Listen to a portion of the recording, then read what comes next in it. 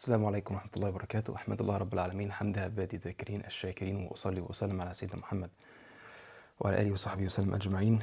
رب اشرح لي صدري ويسر لي أمري واحلل عقدة من لساني يفقهوا قولي. اللهم علمنا ما ينفعنا ونفعنا بما علمتنا وزدنا علما. Allah benefit us from what you have taught us and teach us what benefits us and increase us in knowledge. Ameen ya Rabbil Alameen. La ilaha illa anta subhanaka inni kuntu min adh-dhalimin. Thumma ba'd. Welcome to the first of the Rushd Steps series. You can call it the podcast if you like. This is where I go solo and we talk about topics I think are important or topics that you like to raise. And I'd like to stress I go solo because we always stress that Rushd or firm guidance, as it is in the Quran, Rashada. It means you need to always be in a group, but also if there is no group, you need to be very comfortable with being on your own. And that you need to be on your own, knowing that you're not on your own, you're with Allah subhanahu wa ta'ala. So we do have a podcast that we are together in as brothers, and we do have a podcast where it's solo. And this is maybe a reflection for us to always be on that same tone where you have parts of your life you're with others in the cause of Allah, and you have parts of your life when you're on your own and you're striving in the cause of Allah subhanahu wa ta'ala. Now, the series is going to be called Guarding Allah's Boundaries, or احفظ الله. احفظ الله. Yani, in Arabic it sounds like guard Allah, but you cannot guard Allah, astaghfirullah azim. So you guard Allah's boundaries. That's what it means. When it's said, that's what it actually means. And this comes from a very beautiful hadith.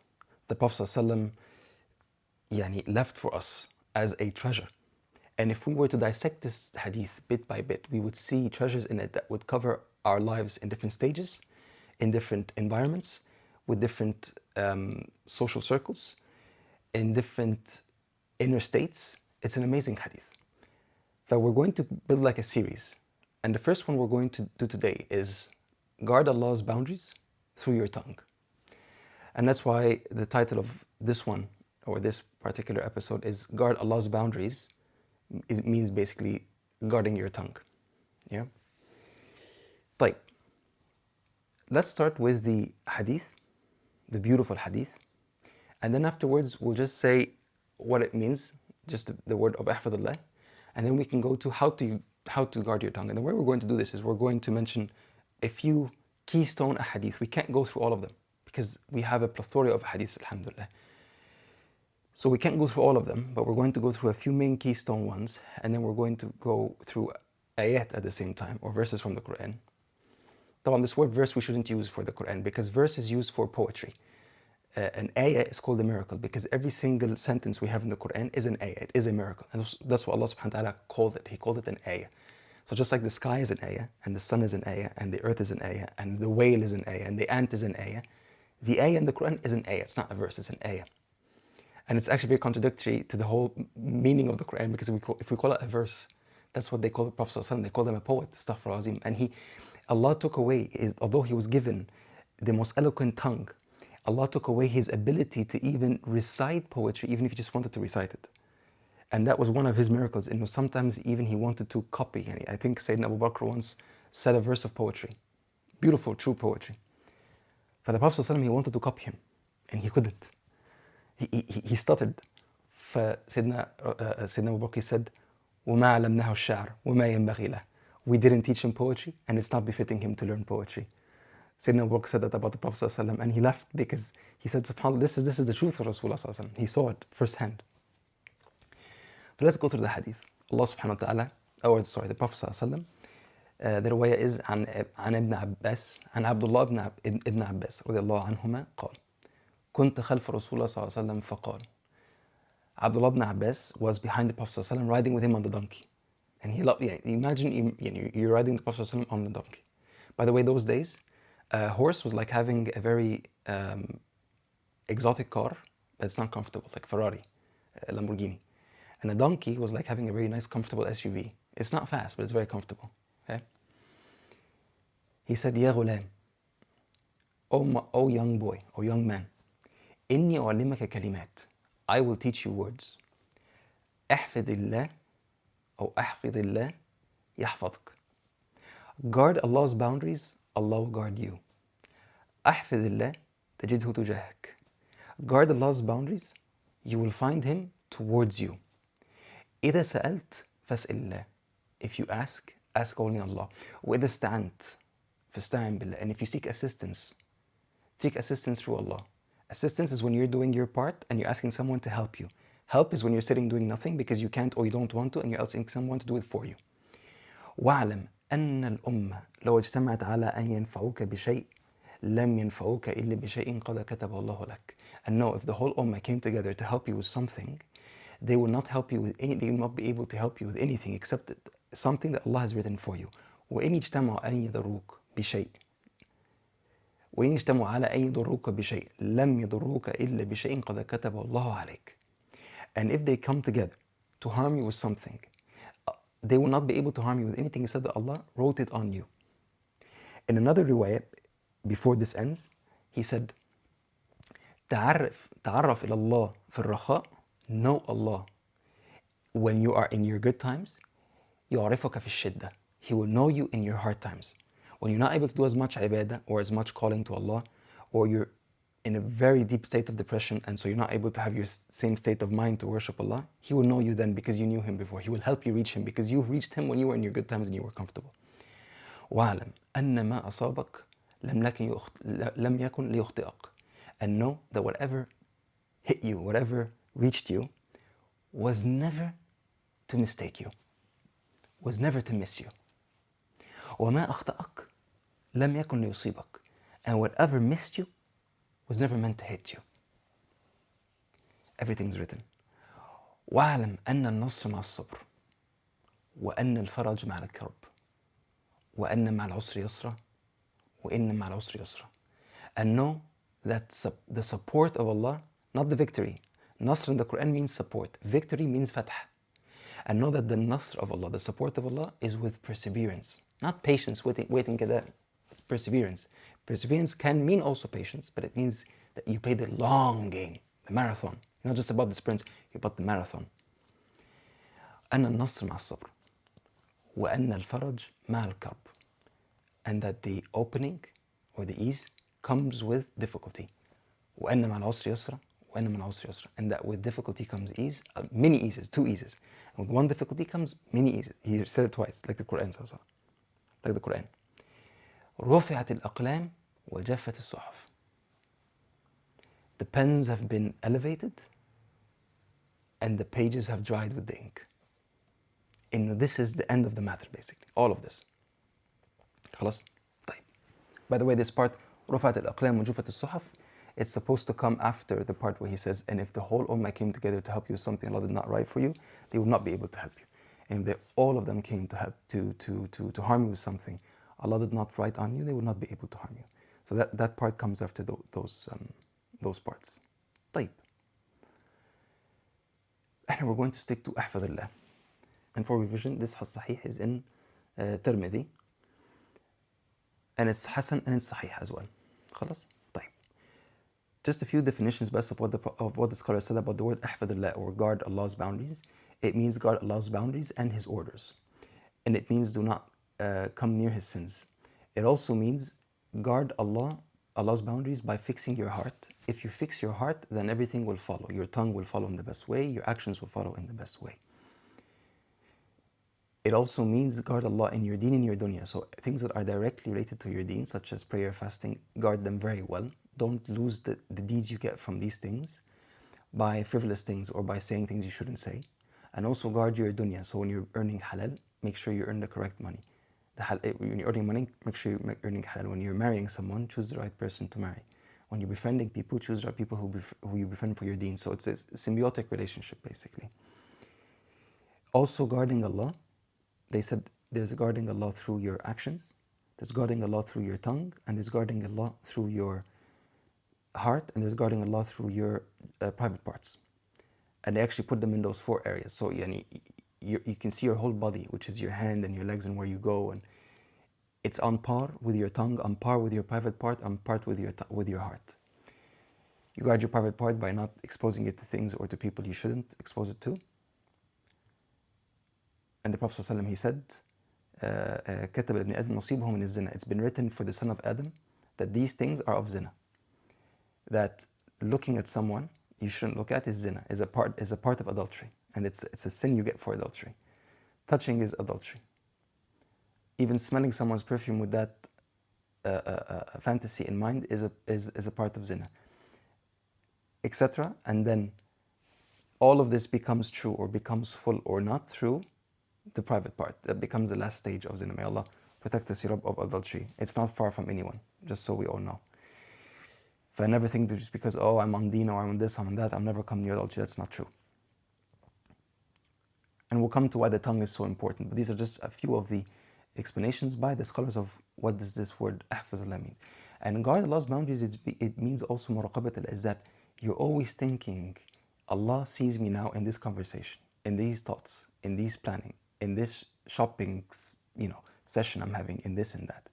Would Allah be happy with this or not? Fanta, you're guarding all the time what you're doing all the time, 24/7. And also hifz or guarding means that you stay on the matter. Yani, it's not just that you found out this is wrong and this is right. It's like you found out and now you are diligently doing it. So I know that these group of friends lead me down a wrong way. You want to archive, you want to block, whatever you want to do, you do it. This is a way of acting like a soldier, standing on the castle and making sure you're protecting it. Right? You know that you have a weakness and you go to this person, you speak to them, and you shouldn't really. It's an old relationship and you shouldn't, so you stop it. You nip it in the bud, as they say. You block, you don't speak to them, etc. طيب. We're going to move on to the hadith of the Prophet ﷺ of how to actually guard your tongue. And how do we get to guarding our tongue the way the Prophet ﷺ says, احفظ. One of the ways to نحفظ to guard the boundaries of Allah subhanahu wa ta'ala is by guarding our tongue. The first is hadith about consequences of a word that angers Allah. The Prophet ﷺ, he said, إن العبد ليتكلم بالكلمة من سخط الله لا يلقي لها بالا وفي رواية لا يظن أنها بلغت ما بلغت يهوي بها في النار 70 خريفا. A slave will say something,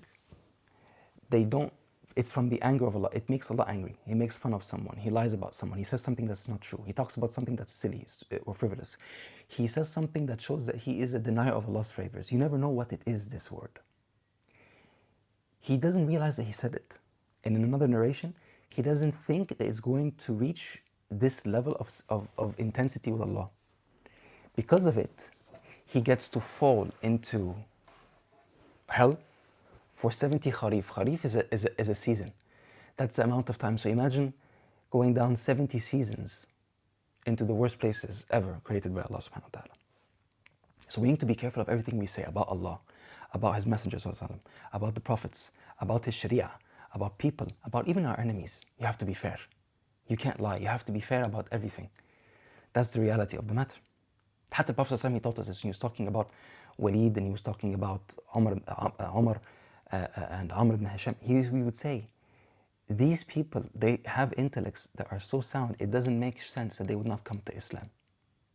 Look at the Prophet ﷺ. He didn't say curse them. He never cursed anyone. He didn't say curse them, they didn't come to Islam, or this or that, or they're silly, or they're... He didn't say that. He said, they have great intellects. How can't they come?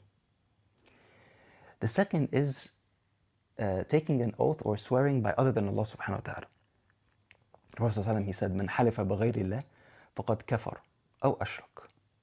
Whoever swears or takes an oath by other than Allah subhanahu wa ta'ala, he is a disbeliever or he has associated with Allah. People say on my mother's life, on my mother's grave, on this, on that, and that's a form of associating with Allah. And Sayyidina Umar, he used to say, لأن أحلف بالله كذبا أحب إلي من أن أحلف بغيره صادقا. To swear by Allah and I'm lying, طبعا حاشاه, he would never do that, but because that's a different type of hilfan, we'll come to it in the end, inshallah. But to swear by Allah lying is more beloved to me, is more acceptable, not beloved, more acceptable to me than swearing by other than Allah while I'm honest. Yani I say on my mother's grave, and I'm honest in what I'm saying, I'm true, but I swear by other than Allah, this is not as acceptable to me as swearing by Allah, even if I said that it's a lie what I'm saying. The third is a hadith that warns against lying. The Prophet ﷺ, he said, إياكم والكذب فإن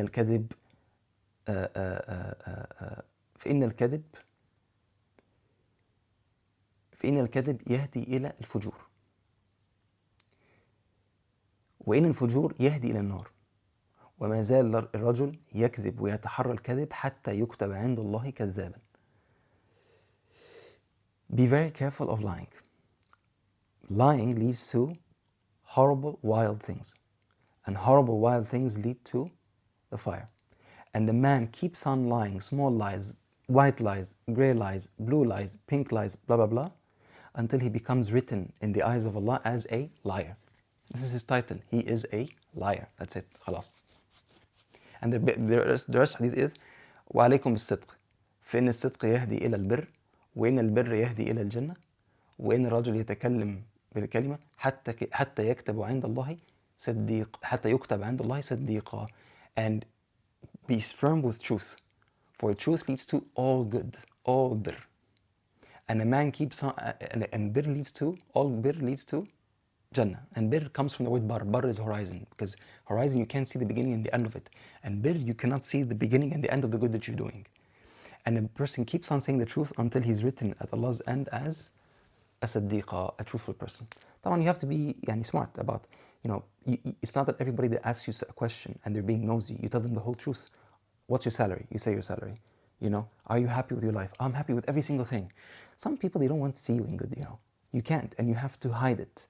And that Sayyidina Ali told us this, and Sayyidina Umar told us, you can't say everything to everyone. You can't. You have to be very careful who you tell. And the Prophet ﷺ, he said this. He says, "Ta'inu ala qada'i hawaijikum bil kitman." Help yourself to complete your affairs by hiding it from people and keeping it secret. You can't say everything to everyone. No, not everyone wants good for you. That's the reality of things, really. And the Prophet ﷺ said, "Inna kulli dhi ni'matin mahsud." He said, everybody that has a blessing is envied. But if you can hide your blessings from people, hide them as much as you can. Hatta Ibn al-Qayyim tells us this in his book, Sayd al-Khatir, the catcher of ponderings. He says, don't show your blessings to your enemy, because it'll make them envy you, and it'll make them find ways of conniving towards you even more, because they want what you have. And don't show your blessings to all of those acquaintances you have, because you don't know who likes you and who doesn't. And don't show your blessings to your friends, because if they keep on seeing you in blessings, they're only human, and with time they might have something in their heart, and so it will take away of your friendship.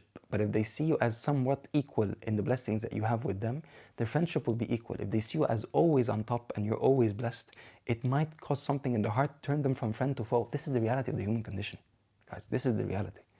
Very few people are not like this, and we have to be careful who we're dealing with. The fourth hadith is abandoning arguments and dispute. Prophet ﷺ, he said, أنا زعيم ببيت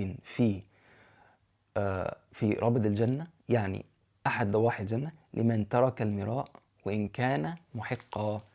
I am, and this is a part of a full hadith, so just let me bring it out for you. The Prophet ﷺ, he says, I am the one who will give the house. I am the one who will fight for a house, or will be a leader for a house, for a person in Jannah, who leaves argumentation and dispute, even if they are correct, even if they are on the haqq. They just leave it, they let it go. I'll give them that, and it's the lower portion of Jannah. And I will give that house again in the higher part of Jannah for a person who leaves lying, even if they're joking. They don't make a lie, even if they're joking. And there's difference of opinion. If you're making a joke and everybody knows it's a joke, can you make up a story or can you not? Some people say you can. But even though but this means specifically when you're telling something that happened, like event happened in your day, you don't add an extra detail that wasn't there to make it even more funny. If you leave that, the Prophet ﷺ promises you a house in the middle of Jannah. And then in the highest point in Jannah, for a person who has great manners, he'll give him a house there.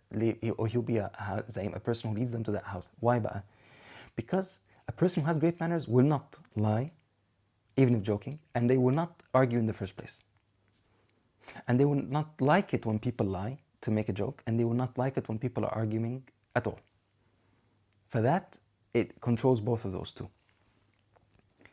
And just so we know something, remember this.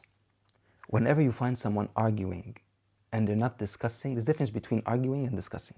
There's a difference between talking because we want to solve a problem or talking because you want to win an argument. Whenever you find someone in that state, no, they're not here to listen to the haqq. They're here to win, for their egos to win. And you should watch yourself out. When I'm asking a question to a scholar, or I'm having a discussion with someone and it gets heated, or I find myself agitated, I actually ask myself, Am I angry because, or am I disappointed because what I'm listening doesn't make sense? Or because what they're saying, it sounds like they don't believe what I'm saying, or because they don't want to respect my point of view, or they don't want to even consider it. And so the argument, the discussion's not becoming rich. Or is it because I have a point of view and I think I'm right and no one else can be right? Or I'm not willing to change it one bit, or I don't want to even consider that there's another opinion, even if I don't hold that opinion, but there's another opinion that could be right. You see what I mean? And you have to allow that. And that's the beauty of our deen. You know, we have ulama, they were 50-50 on things. Yani, the Shafi'iyya and Hanabila, they have one opinion about how hijab should look like. And the Hanafiyya and the Malikiyya have another opinion. And they all were great fellows. Yani, there's no idea, but we have to fight each other if we have different opinions. Okay? We have to come together on the main things, yes, but in subtle opinions, it's fine to have different opinions. Like, the other one is leaving the common folk when desires are followed. The Prophet ﷺ, he said, فإن عليك بخاصة نفسك عليك بأهل بيتك وخاصة نفسك. Fix your house and yourself. عليك بنفسك وخاصة نفسك, as far as I can remember the first part of the hadith. فإن وجدت شحا مطاعا وهوى متبعا وعجاب كل امرئ بنفسه فدع عنك أمر العوام وعليك بخاصة نفسك. He said, so if you see that people are following their self-love, that they hoard money, they're not just stingy, they're so stingy that they don't even spend on themselves because how much they love money and they love to see numbers. شحا مطاعا وهوى متبعا, and they follow their desires. Anything they want to do, they do it. Anything they want to do. In decency, in money, in whatever it may be, they just do it. وَعَجَابَ كُلِّ ذِي رَأْيٍ بِرَأْيُ, and every single person loving their opinion. فَدَعَ عَنْكَ أَمْرَ الْعَوَامِ, leave the common people. وَعَلَيْكَ بِخَاصَّةِ نَفْسِكَ, and focus on yourself and the people who are very close to you. Basically what we live in today. Most people, 95% of the people you're going to meet, you can't really have a decent conversation with them, or you can't really mingle, you can't really associate with them. That's the reality. Number 6, hadith قصة الغيبة وجيفة الحمار, or the hadith of backbiting and the donkey's carcass. The Prophet ﷺ, one day, he was coming back after a capital punishment was established. And by the way, people say, oh, we can't believe Islam has capital punishment. And Ābbās, I have a question. Does it make sense that if somebody murders someone in cold blood, that they live for 30 years on taxpayers' money, eating, drinking, living, and the family of that person is out there, they get nothing from the state. They get nothing at all for their loss. And they've lost a father, or a son, or a brother, or a breadwinner, or a mother, or a caregiver, or someone who is building the family, such as a mother, or an older sister. And they live in that agony, and there's no justice on earth. How do you think people will stop killing when they know if they kill, they're not going to get killed? And I'm not going to be surprised if one day all of our Western countries that we all live in start doing this, because we still have Western countries that still practice capital punishment. Anyway, he was coming back from that because that happened, and then he saw that two of the Sahaba, the companions, were talking about a man in a very negative way. And by the way, there's a difference between talking about someone negatively because you're going to go into business, so you need to warn someone about them, or they're going to get married, so you need to warn them, or you want to warn those around you in your family. We cannot mingle with this person because they're bringing this upon us, or you're reminding them because they're starting to become friends with them again. And it's one thing that you're just talking about it because it makes you feel good. And that's why if you want to know, if you're going to talk about someone as a case study that did something bad and it makes you feel good, don't say who they are. Don't say how they relate to you. Just say, I know someone. And when you say, I know someone, in the middle, make dua for them. In front of that person, say, I know someone, they did this. May Allah forgive them. It's very difficult test me. And be sincere that you want Allah to forgive them and to make them change, and that He doesn't afflict you with that test. Hassan al-Basri used to say, ما عاب أخ على أخيه إلا عفاه الله ثم ابتلاه بما كان فيه. There's no brother that talks about that stabs another brother with what they do, or they criticize them for what they do, except that Allah cures that person from what they do, and then they afflict that person who was talking about them with what they used to be in the other brother. So he saw them talking, and he was walking by a donkey, a dead donkey's carcass that had a stench coming out of it. He said, why don't you go down to this donkey and have a bit of its meat? For they said, Ya Rasulullah, أكل من الحمار وهو حرام وجيفة. How can I eat from the donkey when it is haram to eat from it when it's alive in the first place? Yani, if it was alive and we slaughtered it, it's haram to eat a donkey's meat. I'm going to eat it when it's dead. Yani it's another extra haram. We don't eat dead animals. Prophet ﷺ, he said, إنما فعلت من غيبة الرجل كان أشد. What you said about that person, backbiting him, was worse in sin and worse in action and worse in disgust you will find on Judgment Day and regret and pain than what you said about this man. Hadith, the punishment for namima, or tail-bearing, or it's not backbiting, but it's tail-bearing, because tail-bearing is when you're trying to make two people fall out of their good relationship. Prophet ﷺ said, لا يدخل الجنة نمام. Very simple, very simple. They will not enter heaven. Who? A tale-bearer. And I come to you and I say, do you know what this person said about you? Do you know, Mom, what my aunt said about you? Do you know, Dad, what my uncle said about you? Do you know, brother, what Dad said about you? Can you believe it? Yeah, after all what you've done for him, he said this about you. You go to your colleague, do you know what our boss said about you? But don't tell him that I told you. He said this. Can you believe it? Talebearer. The Prophet ﷺ, he called it takhbib. Takhbib is a different type of tale-bearing. It's when you do it and you really want to cause relationships to divide completely. It's not just that you want, sometimes you know a relationship is not going to break, or you don't really want it to break, yeah? But you just want them to not be the same like they are. Or you want to be more favorable to that person than the other person. There are some relationships where, no, you want to see someone break off completely with someone else. That's called takhbib. The Prophet ﷺ, he said, من خبب عبدا على أهله فليس منا ومن أفسد امرأة على زوجها فليس منا. Whoever causes takhbib for a slave or someone on his family, between his father, his mother, his brother, his sister, he's not one of us. And whoever causes a woman to have takhbib over her husband, basically they reach to the point of divorce, or they're almost at the point of divorce. That's much they hate each other, by putting in lies or assumptions or this or that. فَلَيْسَ مِنَّا. He is not from us. Yani you lost all of your deen because you did that kind of act. Manish, shout out to the mother-in-laws that make their daughters hate their husbands and their husbands hate their daughters. Husbands hate their wives. Shout out to the father-in-laws that do that as well. Shout out to the sister-in-laws and to the brother-in-laws that don't mind their own business and they're jealous and they can't believe that their sibling or their daughter or their brother found love, found happiness, found content with someone other than their bloodline, and so they're trying to ruin it by all means. Shout out to all of these people. You've just lost your deen. May Allah make us never of those people who do that. Ameen Rabbil Alameen.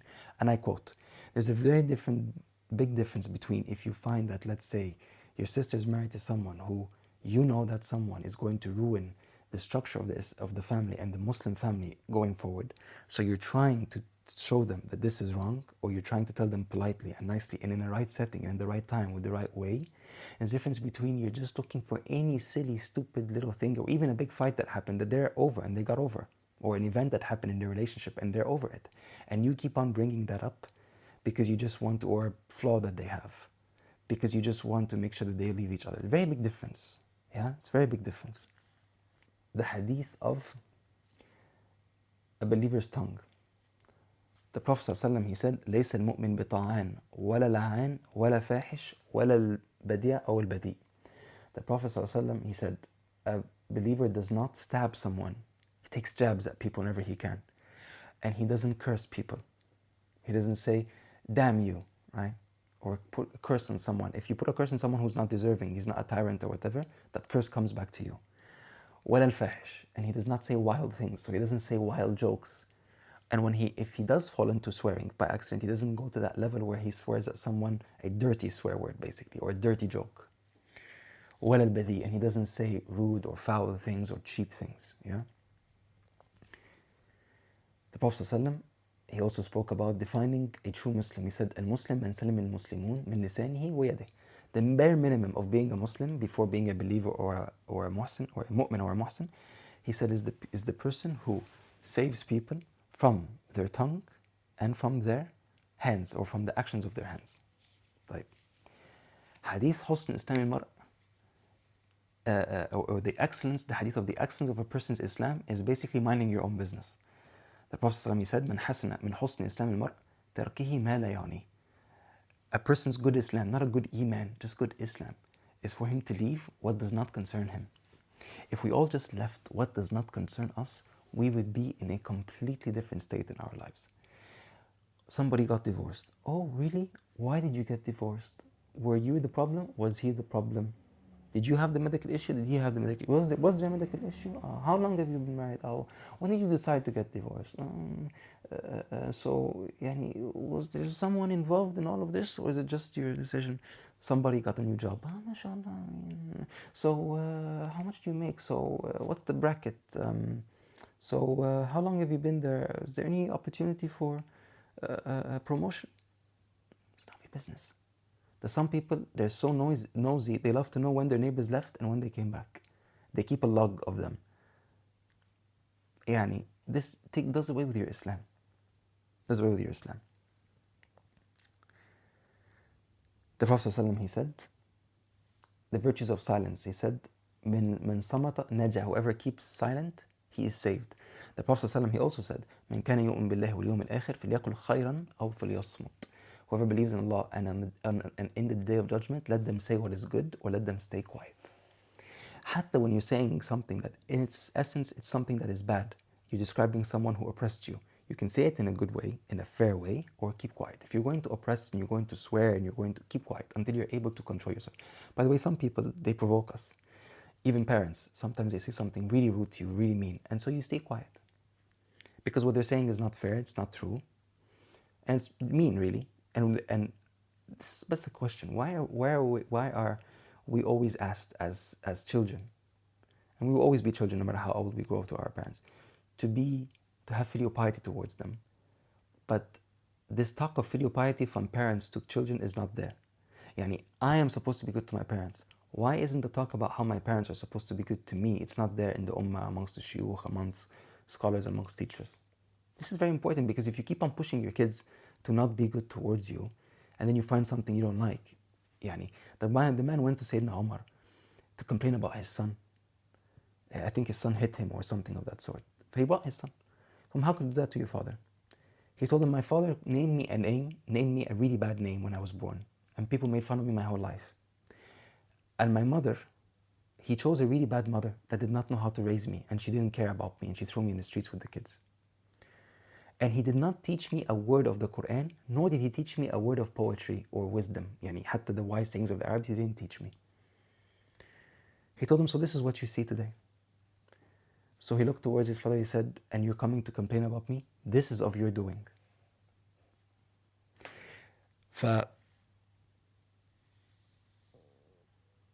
Why am I saying this?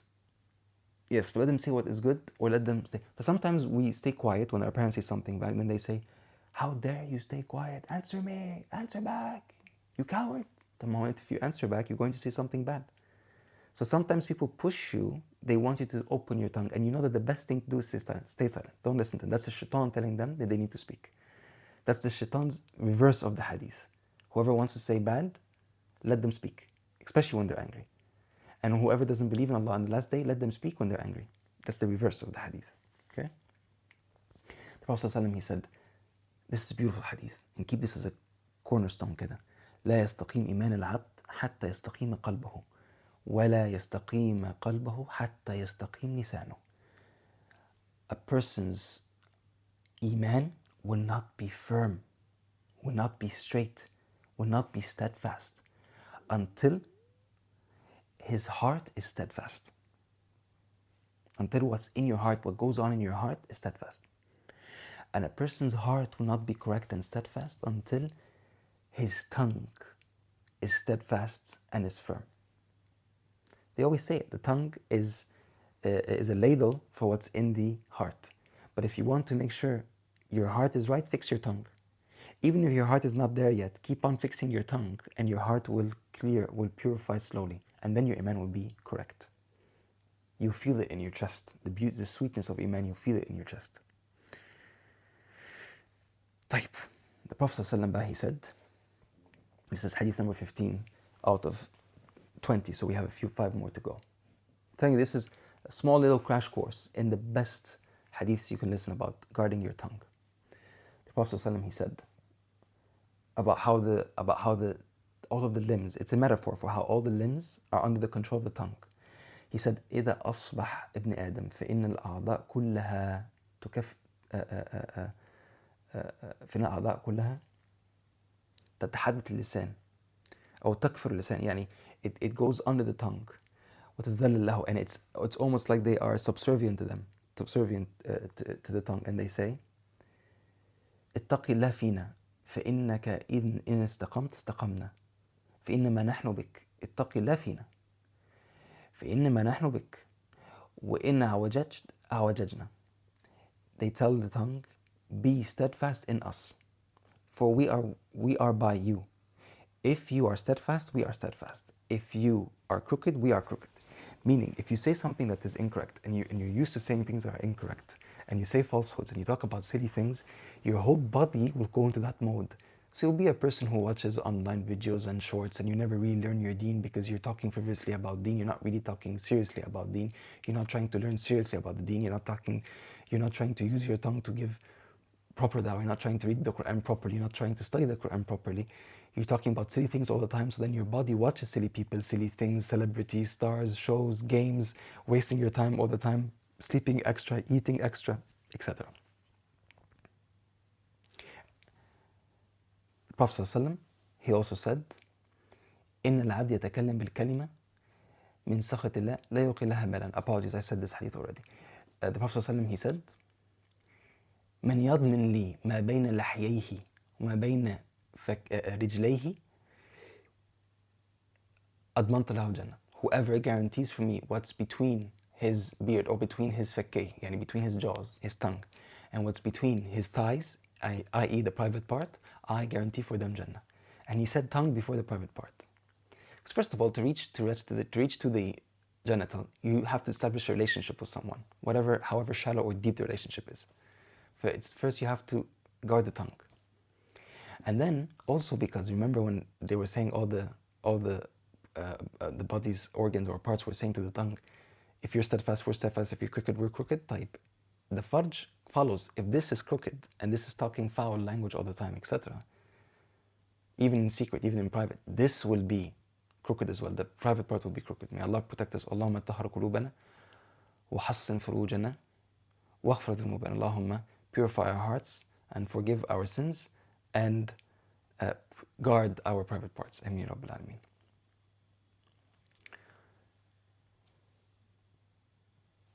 The Prophet ﷺ, he said, وَلَا تَقُولُوا لِمَا تَصِفُ أَلْسِنَتَكُمْ. Sorry, this is an ayah. It's about people who invent lies against Allah. يعني you say, oh, this is haram, and it's not haram. This is halal, it's not halal. This is kind of halal. This is kind of haram. Right? And you don't know. Yeah, for example, some people, they'll have to say, who said? Some people, they're a little bit zealous. And they will say, if you pray on your own at home, as a man, you get no reward, you have to go to the mosque. Let's be very clear. There's difference of opinion on it, but all the scholars, by ijma', is that praying at home for no reason, you get your reward. But it could be questionable that you're doing something very wrong. Praying in the mosque, you get 27 times the reward because you're in Jama'ah. And if you pray in Jama'ah in your home, you still get 27 times reward, but it's not the same reward as going to the mosque if you can, because of the takfir of the sayyad, because of the depletion of the sins going to the mosque and coming back with every step, and the angels making prayer for you in the mosque, and the rahmah that comes from Allah into the mosque. And the mosque is the purest place on earth, and the souk is the filthiest place on earth. Because in the souk, people tell lies. And that's why when you enter the souk, you enter with your left leg and you go out with your right leg. When you enter to the mosque, you go in with your right leg, you come out with your left leg. Yeah. But anyway, why? Because the Prophet ﷺ, he said, صلاة الرجل في جماعة خير من صلاته في بيته خير من صلاته منفردا ب27 درجة. The man's prayer in Jama'ah is better than him praying on his own by 27 degrees. This word better means that this is good and this is better. The Prophet ﷺ cannot say that something is better for something that is bad. Okay, yeah, مثلا I cannot say, if I pray Maghrib 2 rak'ahs, it's good. But if I pray it 3, it's better. There's no better. I mean, in fact, there's no Maghrib has to be 3. It's called, if I pray 2 Maghrib, it's not Maghrib. 2 rak'ahs, it's not Maghrib. It is fasid. It is void. If I pray it 3, then it's correct. For this is why. For some people say, oh, they're zealous, so they want to make all of life very difficult. They say this is how it is. That's not how it is. But of course, if you don't pray 27 times, you're missing out. It's like, what salary do you have? Let's say you have an average salary of what? 10x. If I told you right now, you can make your salary 27x minimum, you wouldn't take it? 270x? It doesn't make sense. And it's a kind of su'ul adab, bad manners of Allah subhanahu wa ta'ala, to not go to his house. Because, by the way, the mosque is the small version of the Kaaba. If you don't like to go to the mosque, that means if you even lived in Mecca, you would not go to the Kaaba. You would not go to his house, because the Prophet ﷺ, he said, الحجاج والمعتمرون والمجاهدون وفد الله دعاهم فأجابوا ودعوهم فأجاب. He says the people who go to Hajj, the people who go to Umrah, the people who strive in the cause of Allah are his guests. He invited them, so they came. And they asked him, they made dua, and he responded. For basically, people who do not want to go to be in the visit, and subhanAllah, Allah created parables in life and everything. He created so many different types of crops, so we can look at them and say, subhanAllah, you have the same crop growing in the same ground. This gives off pomegranate, which is sweet and it's liquid. And this gives off olive, which is fatty and it's salty. Subhanallah. And they have this, and the leaves are similar. The leaves are similar, as well as the figs. Subhanallah. People are like this, come from the same home, same mother, same womb, same father, same egg, same sperm. What comes out of them? One person is a salih, one person is a talih. One person is extremely selfish, one person is extremely good doing. Yeah. Subhanallah. If Allah gave us his house because when you love someone, you want to go to their house. You're waiting for them to invite you. You want to invite them. If you don't like to go to his house, then there's something wrong with your relationship with him.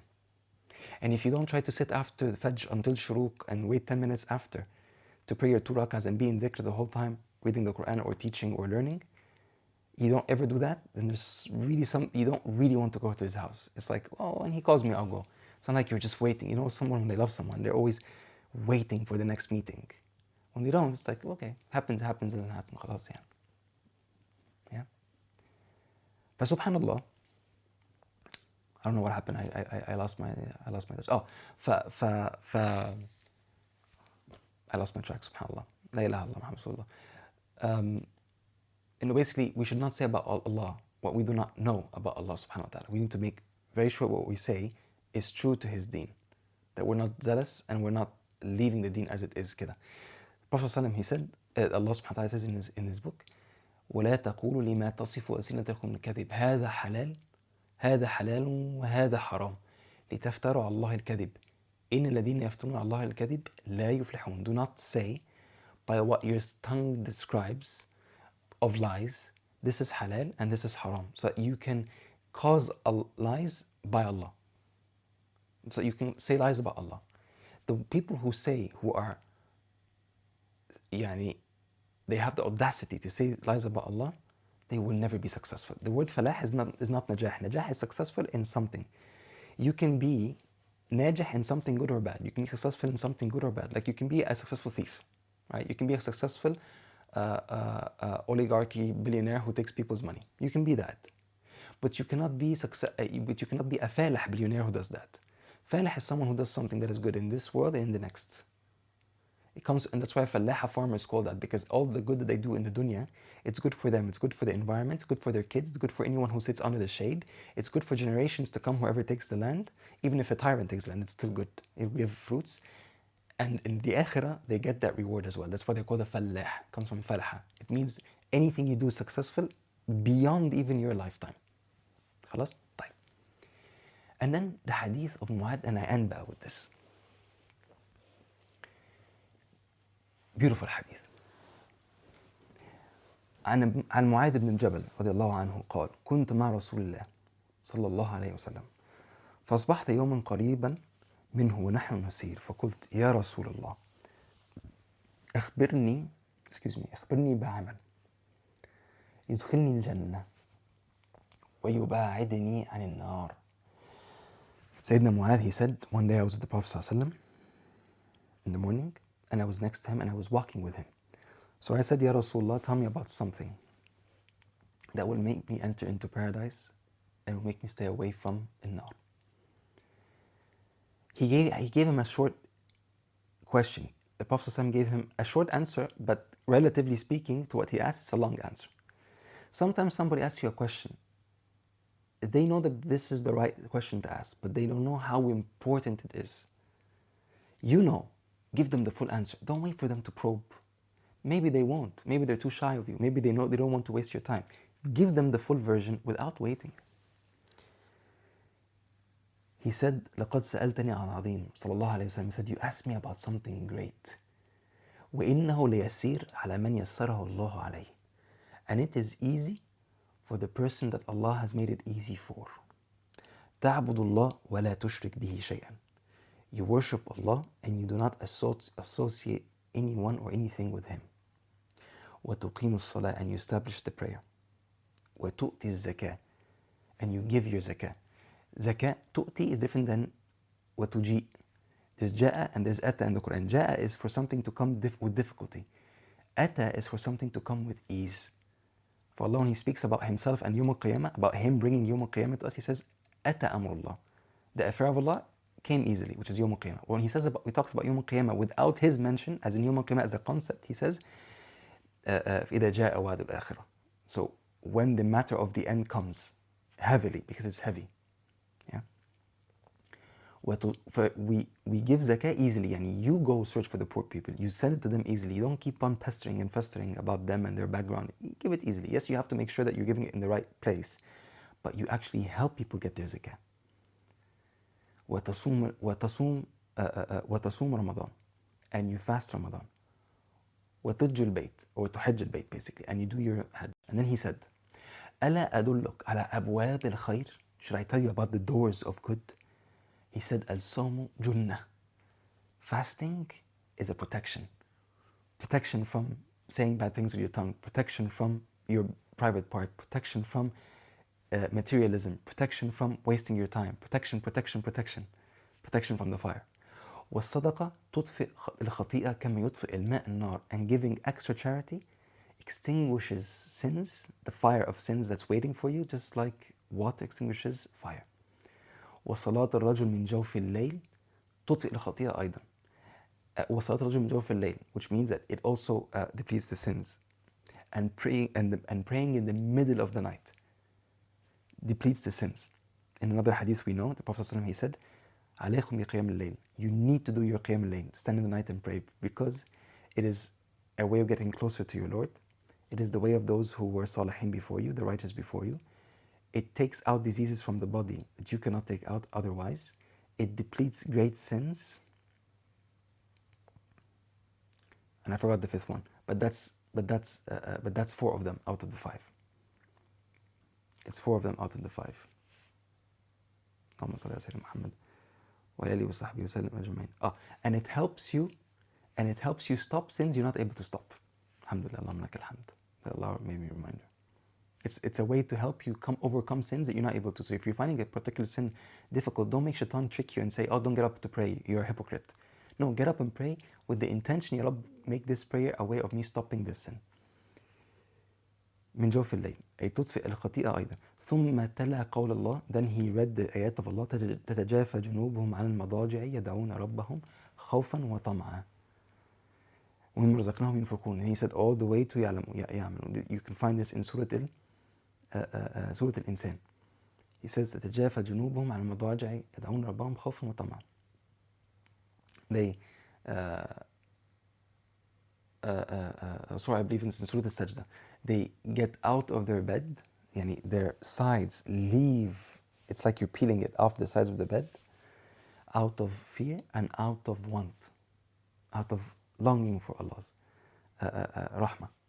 Right? And of what we give them, they spend all the way to they don't know what Allah has hidden for them because of what they used to do of good. Then he said, ألا أخبرك برأس الأمر كله وعموده وذروة سنامه. Shouldn't I tell you about the tent of all of this and the column that holds it and the foundation that brings this together? He said, what is it, Ya Rasul? Of course, Ya Rasulullah. He said, the tent of the whole matter is Islam. He said, and the column that holds it true, that says that this is a tent that could actually benefit you, that to make Islam actually benefit you, is salah, establishing your prayer. وَذِرْوَةِ سَنَامِهِ الْجِهَادِ. And the foundation that will keep all of this alive is striving in the cause of Allah and defending Allah's word and defending communities that stand for Allah subhanahu wa ta'ala. And then he said, and this is the part we want to come to, ألا أخبرك بملاك ذلك كله. Shouldn't I tell you about something that can control all of these? You know when you're trying to pull something very heavy, like a very heavy car, for example. And so somebody ties a rope around one tire, a rope another tire, and one person ties a rope on the hood. Another person ties a rope on the rear bumper. And then everybody's trying to pull from one direction. Imagine if we're able to put all these ropes into one giant rope, tie it up, and then pull it together. This is that one thing that will hold all of these ropes together. That's ذِرْوَةِ سِنَامِهِ. He said, بَلَى يَا رَسُولَ. Of course, Ya Rasul.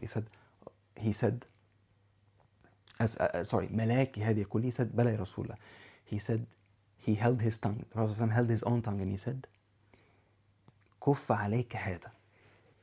Stop this from reaching you. And he basically, do not let this have control of you, what it says and the slips that it has. He said, Mu'adh as actually, Ya Rasulullah, Ya Nabiyullah, وَإِنَّنَا مُؤَخَذُونَ بِمَا نَتَكَلَّمْ بِهِ. Are we going to be judged by what we say? فَقَدْ ثَكَلَتْكَ أُمُّكِ يَا Mu'adh. And this is a very Arab way of saying your mother has lost you. Yani you're going to lead astray by what you're asking or what you're saying. And Mu'adh never asked these questions, but for once he made a mistake. We all can make a mistake. He asked him something. It's kind of a rookie question, yani. He said, وَهَلْ يَكُبُّ النَّاسِ فِي النَّارِ عَلَى وُجُوهِهِمْ أو على مناخرهم إلا حصائد ألسنتهم. And do people fall in hell on their faces or on their noses except by what they say? This is a beautiful hadith that shows us the problem of the tongue. Basically, if you look at people who have raced and that have a high maqam in their iman, in how people see them as helpful, and how people love to be around them, and how people trust them with their words and their secrets, it's always about the tongue. When you speak, they see you as a person who, when you give examples, you don't give particulars. So they know that if they tell you about their secret, you will never expose them. And if you need to use their case study to help someone, you're not going to expose them ever or even allude to it. They see your person doesn't waste their time in talking about silly things. You talk about the important manners, core manners, you get to the point. And if you give examples, it's from the Prophet ﷺ, it's from the Hadith, it's from the Sunnah, it's from the Quran. This, and they know that even if you are an enemy, you are an enemy they would love to have. They know you would never transgress and say something that didn't happen. You will be truthful, you will be honest. And if you made a mistake, you'll say you made a mistake. It's a beautiful thing to see in someone. The tongue is just something that is amazing. It can lead you, it's something that's so light, such a light organ, but the evil it can do, tongues can start wars. Tongues can end homes. Tongues can bring someone from hell into heaven. Tongues can help someone enter Islam with a word, with just a word. A tongue can make a person halal for you through marriage, طبعا with the right witnesses, etc., with the right conditions. And it can make someone haram for you by luring them into doing something they shouldn't do. Just the tongue. May Allah make us of those who practice everything that was said and heard. May Allah make us of those who hold our tongues and use them in the best of things that make Him happy of us, and not use them in the things that will make Him disappointed with us, and then lead us to the greatest of actions and not the worst of them. If you found this beneficial, please do your zakat by sharing it, and please join the channel for more of this content. سبحانك وبحمدك نشهد لا إله إلا أنت نستغفرك ونتوب إليك. اللهم صل على محمد وآله وسلم. السلام عليكم ورحمة الله وبركاته. And inshallah I'll see you next time if we live to next time. السلام عليكم ورحمة الله وبركاته.